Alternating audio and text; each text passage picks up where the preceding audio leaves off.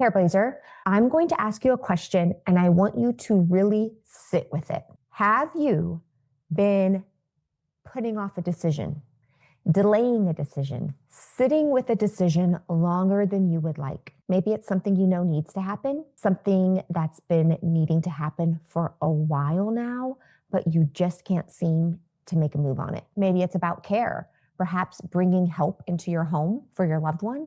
Maybe it's about whether or not it's time to place your loved one in a care facility. Maybe it's about when do we take the car keys away? When do I let them know a family member has passed? Decisions, decisions, decisions. Maybe you've been thinking about it for weeks, for months.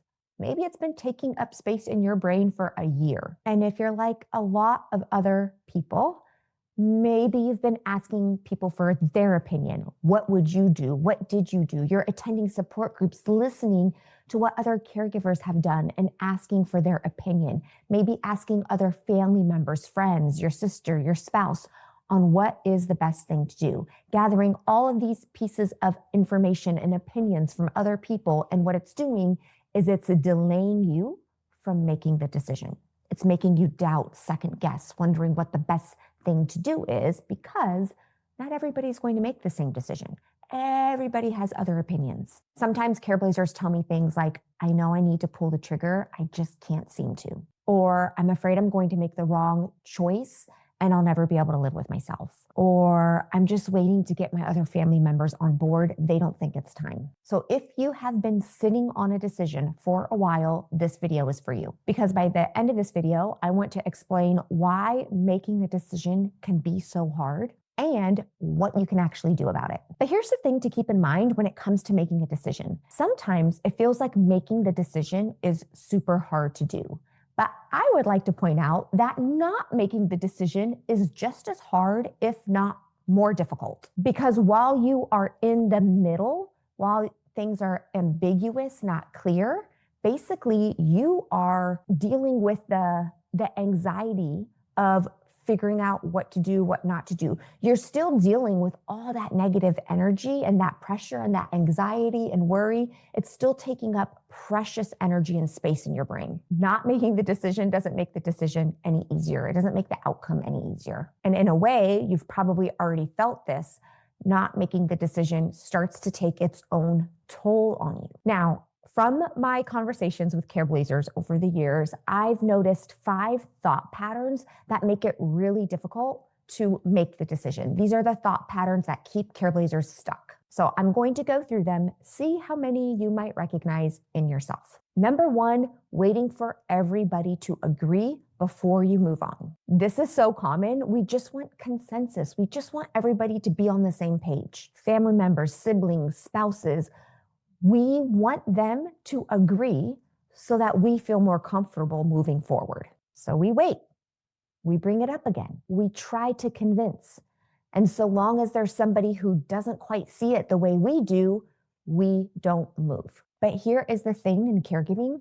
You're not going to have a full consensus from everybody much of the time. Someone is going to have a different opinion. Someone's going to have a different fear. They have different relationships with your loved one than you do. They don't see everything that you do. And I'm guessing they're not doing everything that you do. So if that's your standard for moving forward, you're going to be stuck indefinitely. Number 2, it's trying to get the person with dementia to understand or agree with your decision. This one is particularly painful because, of course, you want your loved one to understand that you are trying to make decisions in their best interest, that you love them, you care for them, and you're just trying to do the best thing for them. But with dementia, that's not always possible. Their brain is not able to comprehend all of the things that you are able to comprehend. That means they might say no to things they genuinely need, things that are going to keep them safe, give them a greater quality of life.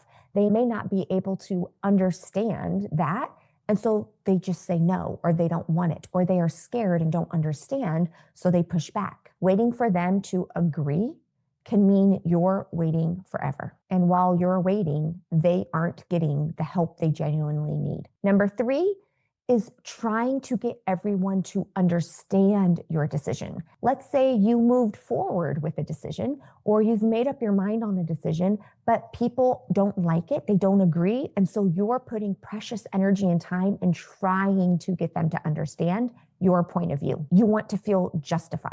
And when people don't understand, they tend to push back.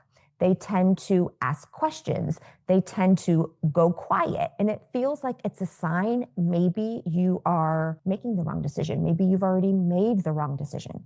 It starts to put some doubt into your mind. So you explain more, you explain harder, you try to get them to see it. That means the decision either waits or you're second guessing the decision you've made. Number 4, this is a big one. It's believing that there is a right decision and there is a wrong decision. So you're scared of deciding because you're afraid you're going to pick the wrong one.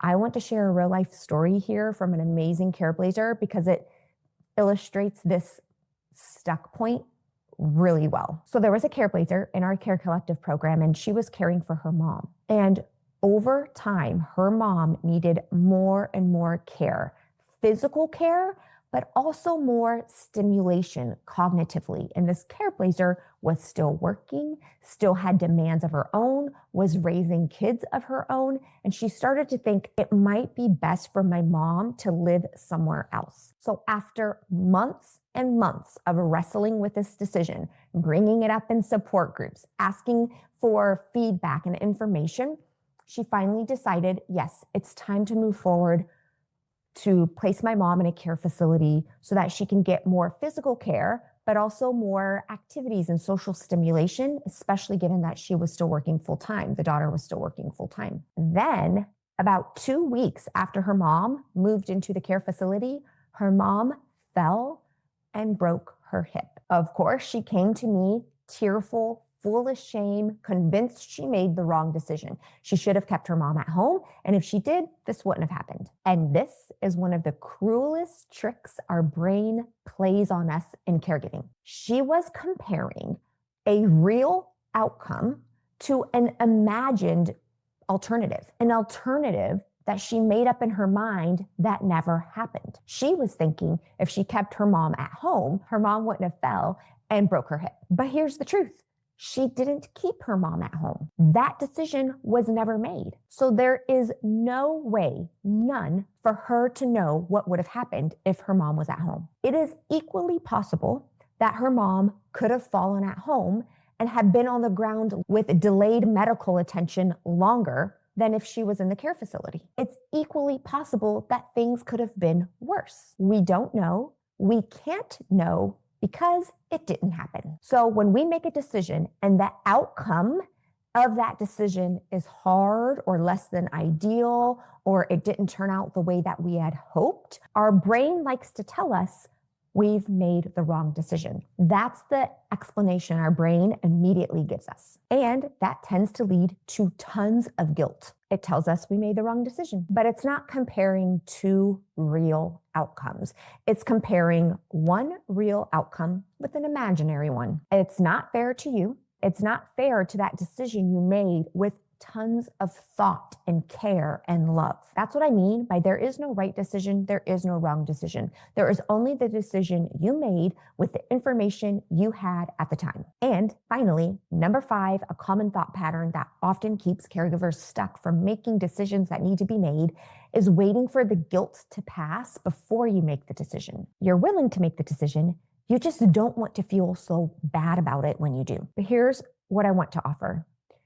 The guilt doesn't go away when you make the decision. It doesn't go away before you decide. That's not how it works. And if you've been following me for a while, I am a clinical psychologist at my foundational training, then you know our feelings like doubt, like guilt, they are all created from our thinking. The only reason you are feeling guilt about any decision you make is because you are having a thought that it is the wrong decision, that it shouldn't be so hard, that you should somehow be able to do the impossible and provide all the care and love and attention that your loved one needs. So rather than waiting for a thought or a feeling to magically disappear, we actually have to do some internal work to get to a point where we have taken care of that ourselves. And that is absolutely possible. So here's what I want you to do before this video ends. I want you to think through those 5 common thought patterns and ask yourself, how many of those do you recognize in yourself? Are you waiting for everybody to agree with you? Are you trying to get everybody to understand? Are you trying to get your loved one to agree with you and understand? Are you convinced there is a right decision and a wrong decision? Are you waiting for the guilt to go away? Once we recognize in ourselves what our brain is doing to us,